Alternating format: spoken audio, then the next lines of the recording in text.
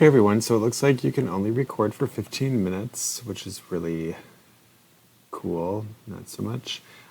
So I added these little trees that would be in the background. Okay, so working with depth, working with the range of depth, you want to create that illusion that there are trees behind these trees. So that way it's like there are other trees around. It's not just these four trees because it looks kind of stagnant when you do that. For example, here they look kind of stagnant.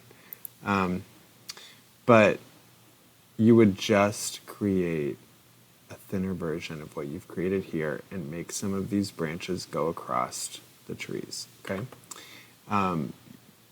When it's further away, it's smaller, okay? So it's always a good rule of thumb.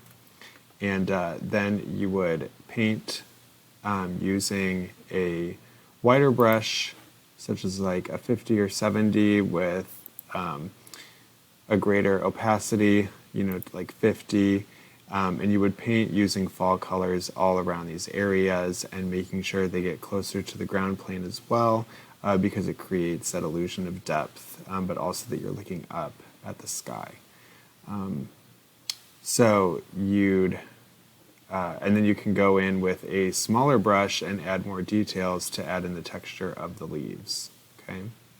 Now with this one, I also added in more design from our example from class. Now, what you would also want to do for this, to create this, remember you would just, it's the same as here with creating the branches, but it's up and down, and some are thinner to go into the background. The branches go over them.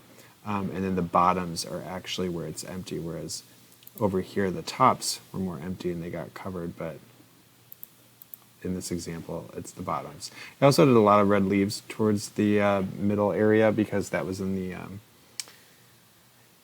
example photo that I provided for you in the slideshow.